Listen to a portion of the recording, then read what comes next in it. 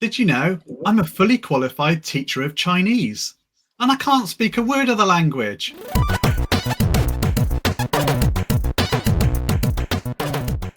Hello, today at the Chalk Face, we're talking about non-specialist teachers. I'm going to start off with an interesting fact that a lot of you might not know.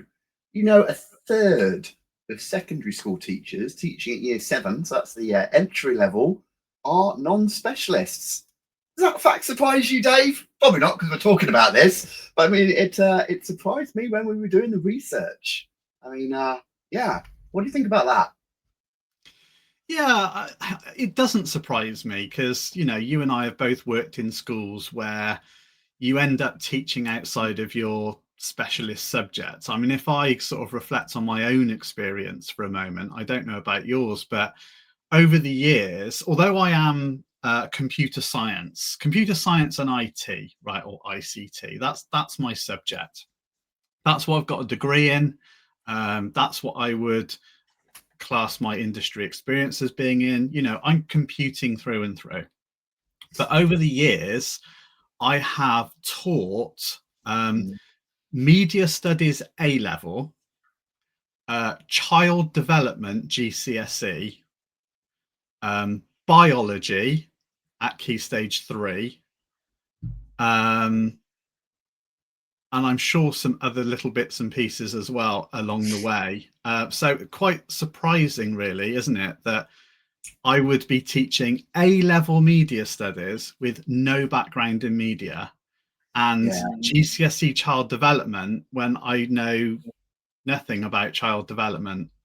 I remember a particularly difficult period at my school. Well, obviously, money was an issue, and a teacher sitting there not doing something. I mean, obviously, when you get your PPAs, that's different, your personal preparation time. But extra lessons you just can't fill. The head teacher's like, well, I'm going to utilize that teacher as opposed to buying a new one if possible, because it's wasted money. And what do schools have a lot of? Money. We don't have enough. It's taxpayers' money too. And I remember a difficult period where it's a case of, right, this teacher's 3 light, that teacher's 2 light. Well, we've got a gap over there, so they can do a couple of French lessons in year 7. They can do a couple of PE. And I remember a particular teacher saying, that's not what I applied for, and getting a bit union. And I remember a morning briefing where it got to a point where a head teacher just said to the room, I'd like to remind you that we're all employed as teachers and we can utilize you whichever subject we like. You may have applied for a job advert for English, but that doesn't mean we're not well within our rights to put you wherever we need. And I was like, ooh. And of course, that is the reality. Because you don't think that. You apply, okay, I'm applying for full-time or part-time position of computer science or second in department in English. And of course, that's where you've trained, that's your specialism, that's where you expect to be put. But as budgets get tightened, that's not the reality. And of course, where we see this more on the opening stat I said was a third at year 7. Obviously, this happens more lower down, but you just highlighted it's not exclusively to lower down. I mean, yes, any teacher worth their salt should be able to pick up a decent scheme of work, have a chat and deliver a year 7 lesson. But, it still happens higher up the school. It still happens higher up, doesn't it? GCSE, yeah. A-level, you surprised me. Yeah. I mean, you make the assumption there that there's a decent scheme of learning, right? I mean, when I taught biology, there was no scheme of learning. I got given the class and I got told these are the topics to cover through the year. And that was it. There was no sharing of resources, no scheme of learning, no nothing. And I spent hours and hours and hours planning what was only one lesson on my timetable every week. But that one lesson, because it was outside of my specialism, absolutely dominated my time because I had to learn the subject. Then I had to think about what activities we could do in the lab to make it interesting. Then you've got all the pedagogical approaches that I'm not aware of in science. Plus, most importantly, you've got all the health and safety issues in science as well, which I'm not really aware of. And the thing that surprised me the most about the difference between, say, computer science and science is with computer science, at the end of the lesson, you can just get the students to log off and the computers stay where they are. Yeah. In science, you have to remember 2 weeks in advance to submit what equipment you want to the technicians, so it arrives on a trolley in your lesson for the students to do practical work. So you've got to be ultra organized at least 2 weeks in advance. And at the end of the lesson, they've got to pack all that up and put it back onto the trolley, which might involve washing things up and goodness knows what else. And I completely underestimated the time it took students to pack up. And then, of course, you don't fully pack up. So that class leaves, another class is banging on the door outside, and the teacher's waiting to get in. But I've got beakers hanging around the benches. I've got a Bunsen burner over there that wasn't put away. Absolutely. Oh, I think it would really surprise the public to know, and there will be members of the public watching these episodes, Craig. I think it will really surprise them to hear that it may well be that your son and daughter is not taught by somebody that has a knowledge of that subject. right. It happens. I want to bring this up because you've mentioned specialist a lot. So what does it mean to you to be a specialist? What makes a specialist teacher in a given subject? What is a specialist in maths? What do you mean by that? Yeah, that's quite a deep question, actually, because there's a superficial response, I think, which is you're a specialist teacher if you have got a degree in the subject, right? Because you would then expect to have a deep subject knowledge, okay? But I don't think that always washes, because you might do, for example, a degree in, I don't know, games design, thinking about our own subject again, computing for a moment. That doesn't mean you know how to build websites, and that's part of the curriculum. It doesn't mean necessarily you know how to teach Python. So just having a degree in the subject doesn't necessarily qualify you as a specialist. So maybe it comes down to experience. Maybe you say, well, if you've got 10 years experience teaching this subject, then you're a specialist. But again, I've known plenty of teachers that have been teaching computing quite a long time, but they have what I think are fundamental gaps in their subject knowledge. And we see it on the exam board forums on Facebook group. People asking what I think are the most basic questions. There was one a few days ago. Someone was asking what the shortest path was on nodes on a graph, for example, using Dijkstra's algorithm. And I thought, hang on, you're teaching A level. You need to know that algorithm. You need to know how it works. And that teacher might have been teaching for a long, long time. So it's not necessarily your degree. It's not necessarily your industry experience. It's not necessarily your teaching experience. I don't know. What do you think? Well, yeah, there's a combination of all those things. But I was going to argue a little bit, it might surprise a lot of we have non-teachers watching this, that I think the most important thing is not necessarily your subject knowledge. It's your ability to connect with the children, to form those relationships, to manage a class. It's all that stuff. I think if you'd ask the average parent, and quite fairly, what's the most important thing, it would be, that's it. Oh, I've got a Dr. Craig Sargent teach computer science. The better the qualification, the better. And while obviously subject knowledge is important, especially at GCNA level, I honestly don't think it is actually the most important. I think you've got to be getting at the undergraduate level when that's the most important. Because I think, go on. So what I'm hearing, right, thinking back to my child development classes, and this is true, right? This happened. My very first lesson, picture this, I'd never seen the students before. And I, you just said it's all about engaging with the students and building that rapport, right? And never mind the subject knowledge. So I walk in and I say, hi guys, I'm Mr. Hilliard and I'm your teacher for child development. And I like to start my lessons with a bang. So let's talk about sex, baby. How about that for a start? Yeah, so you didn't let me finish. You jumped in. But connecting with the students is more important. I think what I was getting at is the one of the little secrets about education that a lot of parents maybe don't realise is you only have to be able to stay one step ahead of the students. Now, I am a specialist. and I have a degree, and I've worked in industry in my subject that I applied to teach. But there were topics in the A level, especially with the new spec, was like, I have never heard of this before, yet I've got to teach it. So what did I do as that specialist? I went away and learnt it because I have a skill set involved that means I can go out there independently, read a book, search on the internet, do some research, think, okay, now I understand what that is. Now I have to think about how I'm going to deliver that to a group of students of this age so they understand it.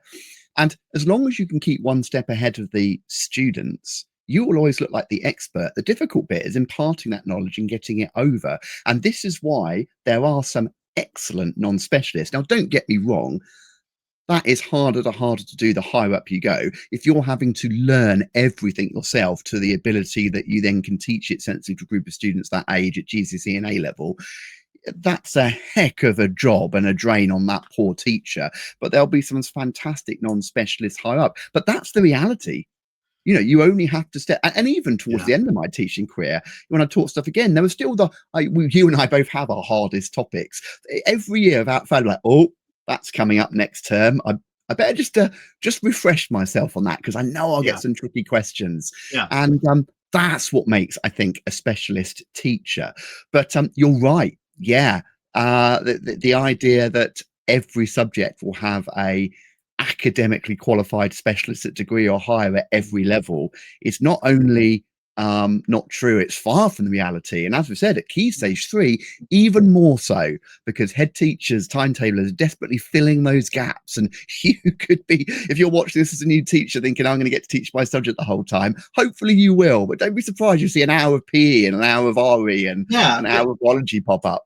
Even when that's not the case, the chances are that tutor time will be an opportunity for the school to do extra bits and pieces. They might shove a bit of PSHE in there, for example, you know, personal and social health education and other bits and pieces, careers education and goodness knows what. So even if your timetable is full of your specialist subject, it doesn't mean that there won't be then those and other things that you don't consider that are also lessons like tutor time.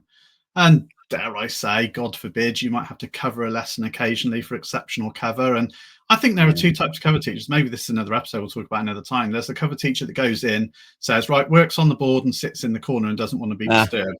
And any student that happens to cough or sniff gets immediately punished.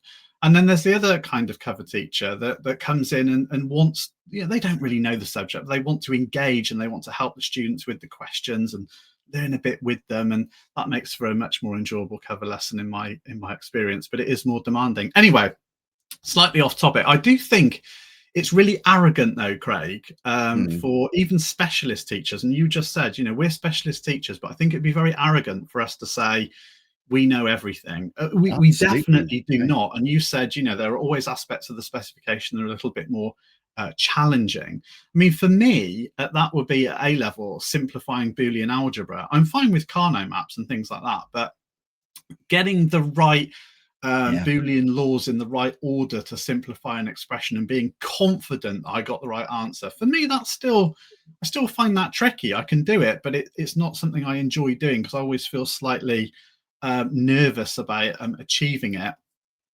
And, you know, it's just a reality that you can't know everything. So even people that are specialist teachers, they're not fully specialist teachers, right? I watch computer file videos as part of my own subject knowledge enhancement.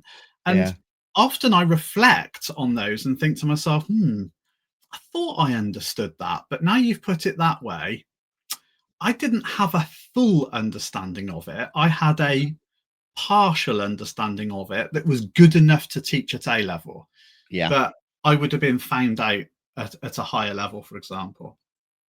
Yeah, absolutely. And of course, look, we're certainly not suggesting every teacher should be able to teach everywhere. I mean, I would be horrified if I was suddenly thrown to A level, you know, history or foreign language. So, you know, of course, and we do love to bash SLT in these episodes sometimes rightly, sometimes unfairly. But I think it's fair to say no SLT is going to try and feel non-specialist at examination level, GCSE A level, unless they absolutely have to. So of course the end result is where we see this is much lower down the school. And Yeah, that I'm was going to my go a stage further here, Ooh, Craig, because go on. I often bash SLT. So I just want to go a stage further here. I don't think any head teacher or Yeah. timetabler is deliberately No, of course putting not. non-specialist teachers in front of students. They don't want to do it. It's out of necessity. Yeah, it's You a know, reality. maybe they couldn't recruit a teacher. Maybe, as you say, the timetable doesn't quite align and it ends up being a best fit problem. There's all sorts of reasons why it can happen, but none of them are really the fault of the head teacher or SLT. Very rare for me to say that, but it is true. Yeah. Well, there you go. No, yeah, record that one. Everyone note that one. No, it's true. So yeah, the reality is it is avoided as much as possible, especially as you go higher up. You want your specialist teachers teaching the increasingly difficult academic subjects at GCNA level. But Do we end up with you? we end up Do well, you? This is the question, isn't it? Because we see a lot of non-specialist teachers being shoved lower down the school, right? yes, And you yes, started with the quote that, you know, more than a yeah, third of third, secondary teachers in year 7 are non-specialists. yeah. So it begs the question, why are they being shoved lower down the school? Is it the fear of the exam results higher up? Is that the idea here? Well, I mean, okay, you threw me there. I think off the top of my head, the reason they're being shoved lower down is because, as we've just said, no SLT or head teacher is deliberately trying to give non-specialists a GCSE, let alone A level. So that's where you put your specialist teachers first. And then when you end up with that shortfall, where do they end up? Oh, it's key stage 3. I think that's the reality. But of course, Yeah. this leads to an interesting problem, which I really want to discuss with you now. Okay, so that's the situation you're in. You're SLT, you're a timetabler. Oh, I've got to put the specialist in A level. Well, that takes up 6 hours of their time in year 12 and 6 hours in year 13. Oh, GCSE, well, I've got to put them there. Right, okay. Oh, well, now I've got. Okay, so we end up, understandably, with all these non specialists in key stage 3. But what is the impact of that then? Because after key stage 3, these students start year 10. And some subjects they're going to have to take, some subjects you want them to take, because like we're an optional subject, not everyone is. What's the impact of having had maybe 1, 2, or maybe 3 years of non-specialist teaching at key stage 3? You know, Yeah. where can this go wrong if you have the the wrong non-specialist? And another thing we're not doing, we'll get into this later. I mean, we're desperately not bashing non-specialists. I mean, we've both been non-specialists in other subjects. There's some excellent ones, but students can get a subpar experience. So what do you think is the impact of that when they get to year 10, where they're more likely now to have a specialist? Yeah, well, firstly, I hope they get more than 6 hours at A level. But yeah, yeah. I well, the impact I think is possibly twofold. I think one, there's a chance that you don't recruit to GCSE. Okay, people probably aren't also aware there's a bit of a scramble at the end of year 9 to Yeah, make your subject viable, and yeah, therefore you don't get made redundant because there aren't enough students to teach your subject. Everybody's trying to appeal to to the students to try and take their subject, right? yeah. Unless you're a Because if, core subject, yeah, you unless English, you're a maths, core and science subject. teachers out there, you're nice and No, for secure. sure. No, that's you're right. Core subjects have got it easy in that respect. Although they do have to teach everybody, This is so this is maybe that's not a blessing after all. no, But that's true. yeah, so there's a bit of a scramble to try and recruit students between year 9 and year 10 so that your subject is viable. If students have had a bad experience at key stage 3 because they feel like their teacher doesn't know what they're talking about, or their lessons were really boring, or they didn't have good enrichment opportunities, they are not going to choose that subject because A, they think they're not going to enjoy it, and B, they think they won't be successful, Yeah, regardless of who the teachers were. And this was something that I noticed in one of my schools, Craig, because I was the specialist teacher, and also because I had at that point gone into SLT, I had a reduced timetable. I was doing all the A level but none of the GCSE at one point, and none of the Key Stage 3. And what was happening gradually is my A-level classes were actually getting smaller and smaller year on year. And it's like, why is this? And it was because, this is going to sound really arrogant, but I wasn't teaching them in year 7. I wasn't able to infuse them and sort of get them into the subject and then carry them through and make them really successful at GCSE. So they wanted to be with me at A-level. And so I think one of the problems is that you end up with a bit of a recruitment issue in terms of students opting for the subject. And secondly, this is probably a bigger problem. You might end up having to play catch up in year 10 because the students didn't get the education they needed at Key Stage 3 through no fault of the non-specialist. They're doing the best they can. But sometimes the best isn't good enough. And so they get a subpar education at Key Stage 3, and not enough importance is put on Key Stage 3 by the senior leadership team. And that means that when they get to year 10, you're having to play catch up, and it actually compounds.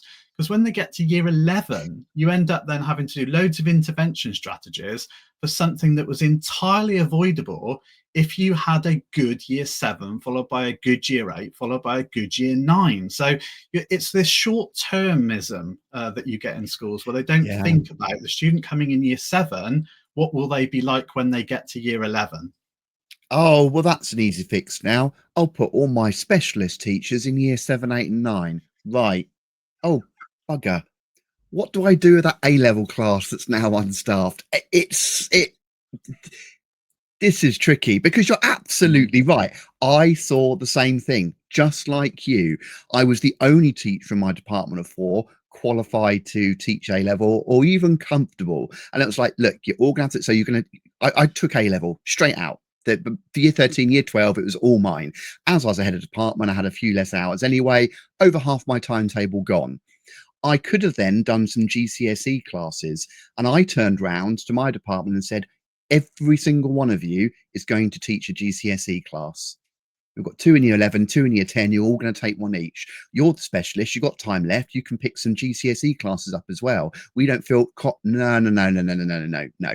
If I'm having to teach A-level because I'm the only specialist, each of you are going to pick a GCSE class. So at some point you can feel more comfortable with this subject. And maybe at some point take A-level. What happens if I go? Does the A-level end? But you're right. It's a catch-22. It's really tricky. And this is the reality. Now, I would like to talk about though the benefits of having a good non-specialist, because there are so many out there. I don't want to move on, sorry if you were waiting for something else, but I mean, and our subject, again, we're talking here to all teachers and all subjects, but especially in computing over the last decade or so, because of course we had a fundamental shift in our subject from ICT to computing, almost overnight. The subject changed its complete definition, and there was an entire body of teachers across the country who suddenly felt they weren't qualified to teach the new subject that they were in. I mean, it wasn't an incremental shift, it was fundamental. So we had lots of specialists that suddenly became non-specialists through no fault of their own.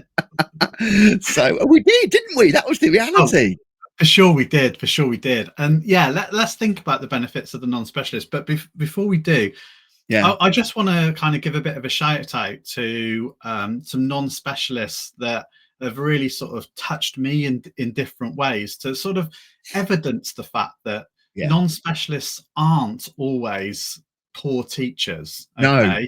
No. They can bring a lot to a department. So let me just name a few. I won't use surnames, but you might know who you are if you're listening to this. I did wonder whether we were going to name, because I have one, but I bet you're going to mention her. Go on.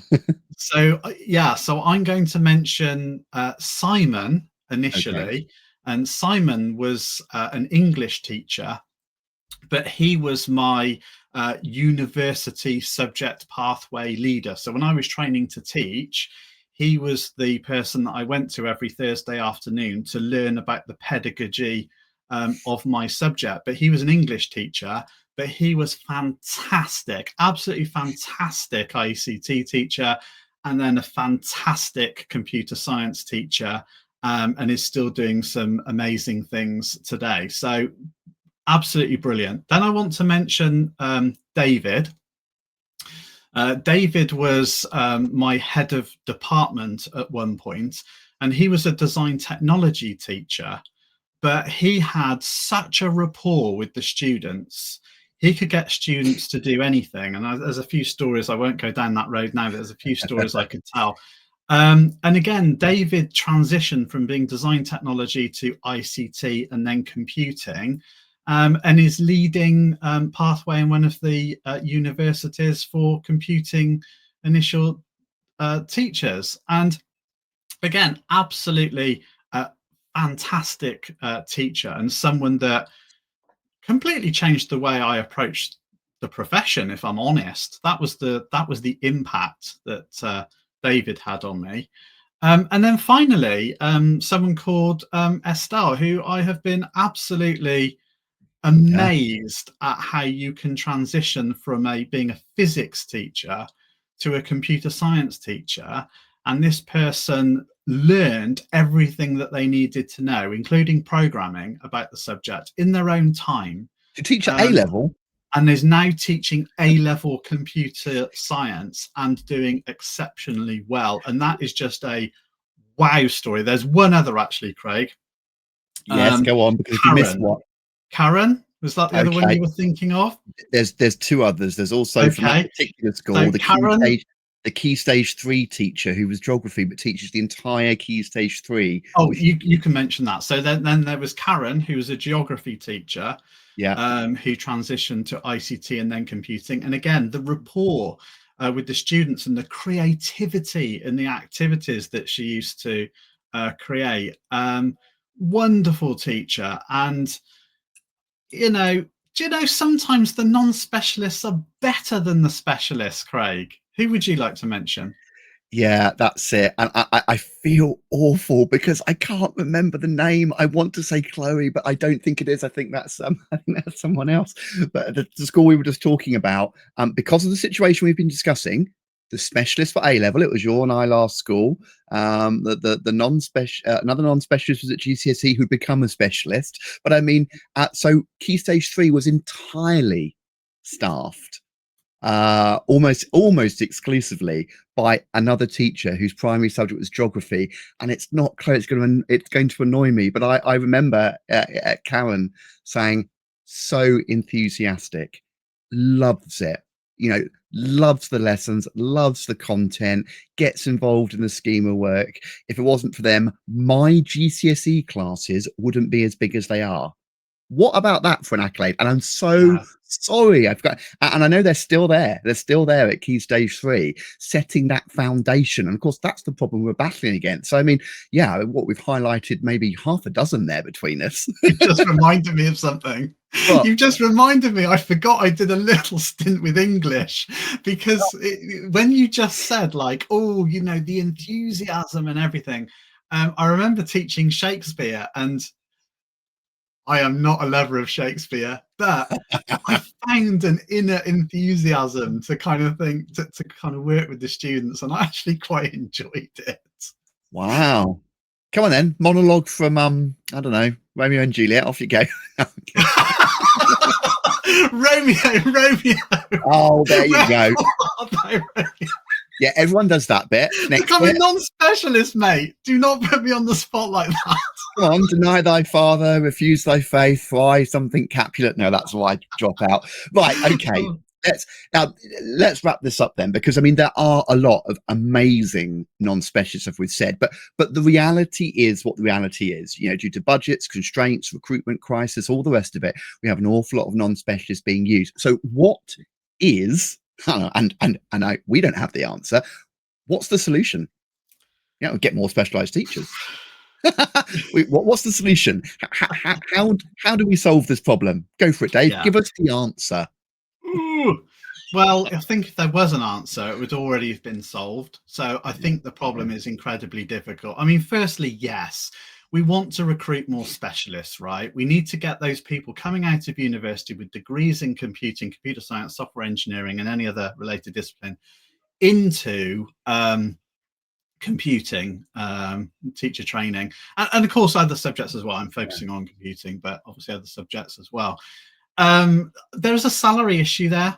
There is a salary issue there because, you know, the government are saying, oh, it's great, you know, new recruits £30,000 a year. Yeah, but if you graduate in computer science, you can expect between £40,000 and £50,000 sometimes as your starting salary. And so it doesn't really cut it. The other thing I want to say, I nearly forgot to mention this earlier, is that just because you've got a degree in a subject doesn't mean you can teach it. So we have got to be really, really careful that we don't end up with, you know, we might call them boffins or whatever. We don't want a load of boffins coming into the profession, because the key ingredient, as you said right at the very beginning, is your relationship with young people. Okay, they are quite unique when they're teenagers, and you need to be able to work with them. And as you've already said, that does not take subject knowledge to achieve that. No, it doesn't. And it's further than that. Sorry, if you don't have the ability to connect with young people,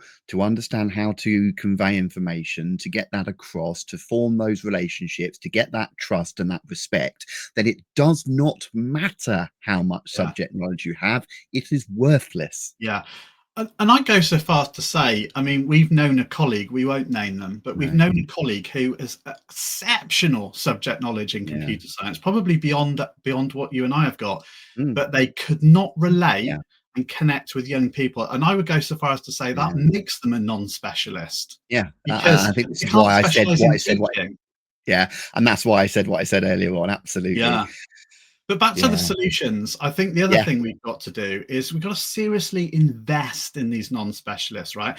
There are non-specialists out there that are really keen. They want to teach more than one subject. They want to, you know, change the subject they're teaching because maybe they're getting a bit bored of it.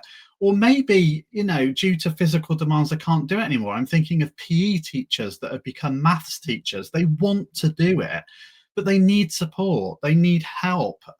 They need organizations, and they need SLT to recognize the enthusiasm in them to become multidisciplinary. So what does that look like? I don't know. I mean, there's pressure on the timetable already, which is why we've got issues getting non-specialists into the timetable in the first place. But, you know, having more opportunities to develop yourself as a teacher in a different subject is what it takes. It's very hard to say what that actually looks like. We're kind of slightly fortunate in computing, if I'm 100% honest, Craig, because there was a monumental shift, as you said, from ICT to computing. It meant that a ton of organizations sprung up and came to the fore. So we've got organizations like Computing at School, we've got Digital, we've got, you know, Craig and Dave and others that are there to support and help. And I know other subjects have networking opportunities as well, but I think it's incumbent on the senior leadership team to invest as much in the teachers as they do in the students. I think that's what I would say. No, absolutely. Non-specialist, cure or curse. Well, it's a bit of both, but it's not really through any fault of the non-specialists, I think is the summary there. It's the reality of the modern teaching world. It's not going to be solved soon, but invest in your teachers. That's it from us for today. We'll be back next week with another episode from At the Chalk Face.